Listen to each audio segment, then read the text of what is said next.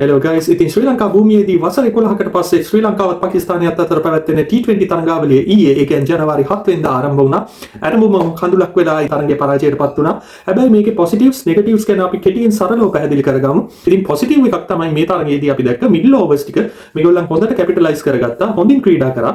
ලකුණු 78ක් කඩු 4කට ශ්‍රී ලංකා කණ්ඩායම ලබාගත් middle overs වලදී ඒ කියන්නේ පන්දුවාර 6ක් පන්දුවාර 15ත් අතර පන්දුවාර 15 වෙදි ලකුණු 100 සීමාව ජනිතියනගේ චරිත අසලංකත් වන්දු හසරංගත් මේ තුන් දෙනා එකතු වෙලා ලබල් දුන්න ශ්‍රී ලංකා කණ්ඩායමට. හැබැයි අන්තිම ඕවර් පහේදී ශ්‍රී ලංකා කණ්ඩායමට කර කියා ගන්න දෙයක් නැති වුණා.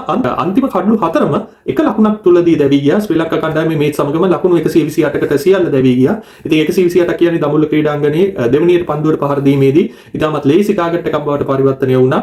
අනිත් ශ්‍රී ලංකා කණ්ඩායමේ දුර්වලතාවය තමයි ධනංජය ඩිසිල්වා. ඔහු අනිවාර්යයෙන්ම ඔහුගේ පන්දුවාර 4 යවන්න තමයි ශ්‍රී ලංකා කණ්ඩායම ගෙනාවේ. හැබැයි ශ්‍රී ලංකා කණ්ඩායමේ ප්‍රධාන පන්දු යවන්නන් 4 දෙනා ඉවර වුණාම තමයි ධනංජය ඩිසිල්වා 14 වෙනි පන්දුවාරයේදී ඉන්ට්‍රොඩියුස් කරේ. ඉතින් මේකත් දුර්වලතාවයක්. මොකද ධනංජය ඩිසිල්වා අපි දැකලා තියෙනවා ඔහු බැටිං කෙසේ වෙතත් බෝලිං වලදී T20 වලදී ඔහු ලකුණු අඩුවෙන් දීලා විකට් අරගෙන තියෙනවා. ඉතින් ඔහු මැද පන්දුවාර ස්පෙෂලි පවර් ප්ලේ එකේදී මහේෂ් තීක්ෂණගේ ඕවර් ගාන අඩු කරලා දැම්මනම් තවත් මේ තරගය තීව්‍ර වෙන්න තිබ්බා. ඉතින් අපි බලමු තව තරග දෙකක් තියෙනවා. ලෝකුස්ලාන් සංචිතිය බොහෝ දුරට අද ඒ කියන්නේ ජනවාරි 8 වෙනිදා ප්‍රකාශයටපත් වෙයි. අපි බලන්නිමු අපේ ශ්‍රී ලංකා කණ්ඩායම කොහොමද ඉස්සරහට ප්ලේ කරන්න කියලා.